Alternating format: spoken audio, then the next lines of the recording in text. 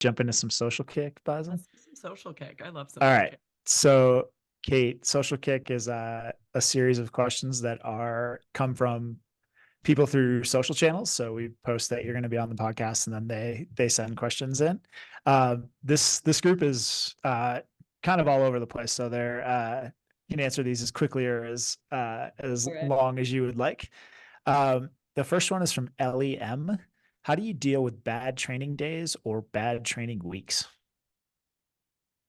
That is a good question because I've definitely had my fair share of bad training days. I feel like that's something I've gotten better at throughout my career, and I'm still not perfect at dealing with those days, but I think it's good to know that it's okay to not handle them well. Because that's definitely been like a focus of mine is trying to figure out kind of just how to get past those bad training days, so that I don't let them, affect my next practice. But really something that I try to focus on when I'm having like a really bad practice or I'm just going slow is just knowing that if I'm giving a full effort, if I'm doing the set correctly, even if it's not the results that I want, I'm still getting something out of it and it's still important to do. So kind of just knowing that even on your bad weeks and your bad days, you're still getting something out of it and it's not a waste of your time. You've been training with the UVA team now. This is your fifth year. So are there types of sets that you could look at the practice beforehand and be like, oh man, I know this is a tough one for me, or ones that you like kind of dread year after year? Yeah, definitely. I mean, everyone loves a 50 free practice, like 100, power practice, because it's a lot of 25s and power work, which isn't easy, but it's easier mentally. I feel like for a lot of us to kind of just get through that rather than, sometimes when we have a set where it's like just a bunch of like 200s and aerobic stuff, it's just like, oh man, I don't want to have to do this. Like that just sucks. So I feel like whenever it's something that's working on like aerobic or threshold, that's something that I'm not super excited about. And we have this one practice a week that's like our 200 free practice, where it's just a lot of like aerobic swimming and then a bunch of 50s fast, and it's really hard. And I definitely am, kind of like groaning before I have to get in the water to do that one. But I know that since it's the hardest practice of the week, it's probably the most important. And, I feel like that helps me get through it. Great. Okay. So this next one is from Caitlin S. I'm going to change her question slightly because we kind of covered it a little bit. So her question was, what hobbies do you have outside of swimming? Obviously, there's not a ton of time for a lot of those things. So either what hobbies did you have kind of as you were growing up swimming, or what hobbies do you look forward to having when you have more time, after your swimming career? Yeah. I mean, I guess I would say a hobby that like a few of us here at Virginia have is baking in our free time. Like I like to bake chocolate chip cookies a lot.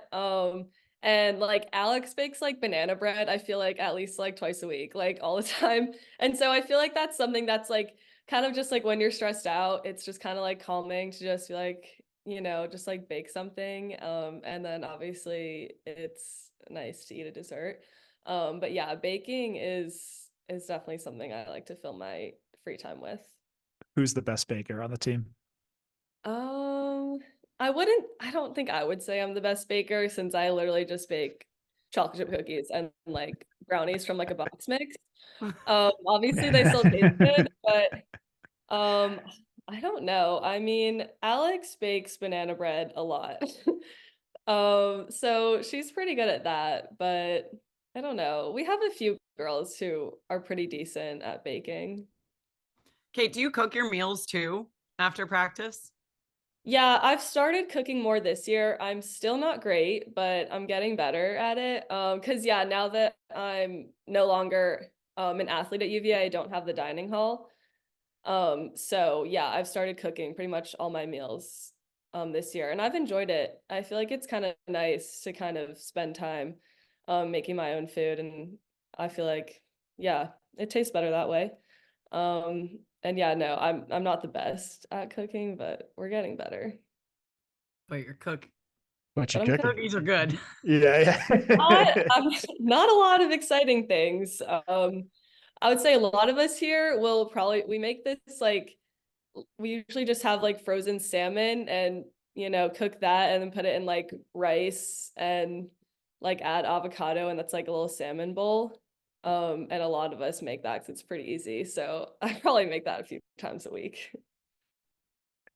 Salmon, banana bread, and chocolate chip cookies. It's Yeah. the key to Right. UVA Feeding success. champion. Yeah. Yeah.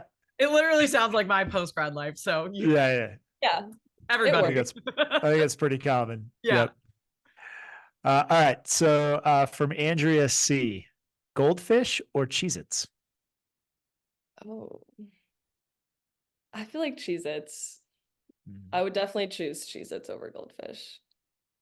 all right.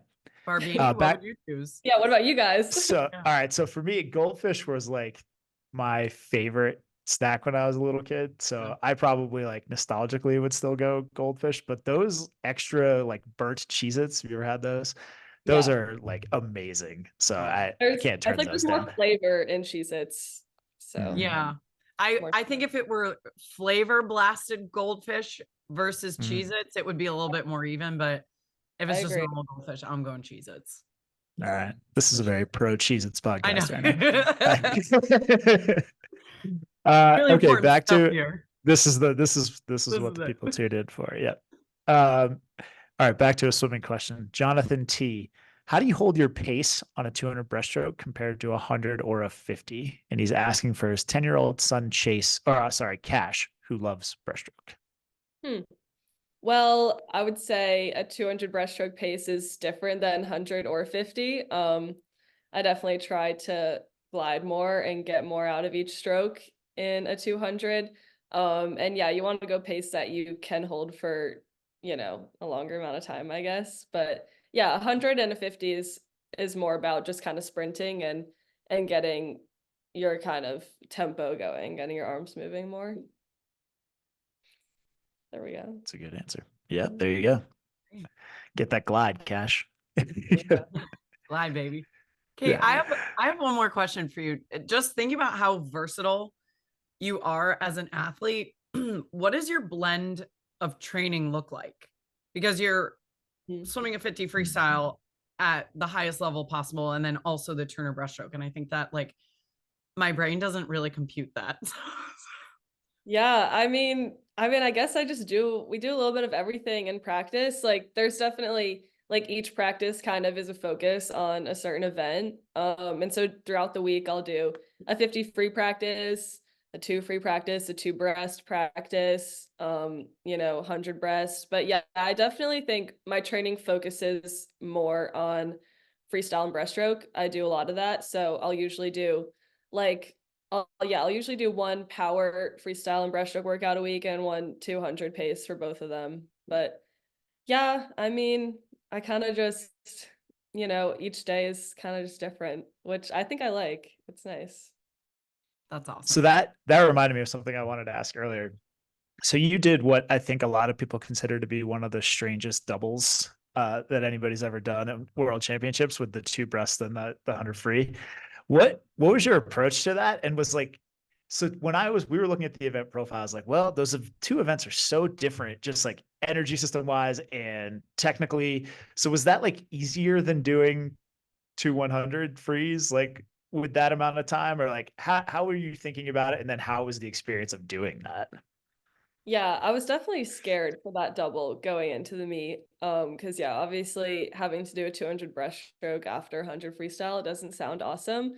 But yeah, whenever I have doubles, I kind of focus my warm up on the first event and I kind of put all of my focus onto the first event. And then after that's over, I kind of then switch and try to get ready for whatever the next event is. So yeah, before that, I was kind of just focusing on 100 free in my warm up. And then I don't know, I guess because of my training, I was just confident that I was going to be able to finish a 200 breaststroke. I didn't really know how good it was going to be. And I was definitely scared to like kind of push that first 100 because I wasn't sure how my legs were going to hold up at the end of that after 100 freestyle. But definitely in training, like leading up to that, we tried to do a lot of practices where I would do like an hour of freestyle work and then I would switch to like an hour of breaststroke work to kind of get my body used to doing that. And I think that definitely helped a little bit going into that double. All right, we have one question left from Social Kick, and this is probably the most important question we're going to ask you all day. This is from SC Swimming. What's up with Todd's mustache? Great question. I thought it was just no shave November kind of thing, and then it kept going, and he never shaved it. Yeah, I would say I'm not a fan. He says he's trying to grow it out to where he can like curl it. No. I know it's like sometimes when I see him, it's like a jump scare. I'm like, oh my God. I would support shaving it. All right, we'll get a petition started and we'll work on that. Yeah, I'm sure that petition would have more than your name on it. I think it is a wild mustache. Yeah, sorry, Todd. Yeah, sorry, Todd. Looking a little. Yeah. Love for you, not so much for the mustache.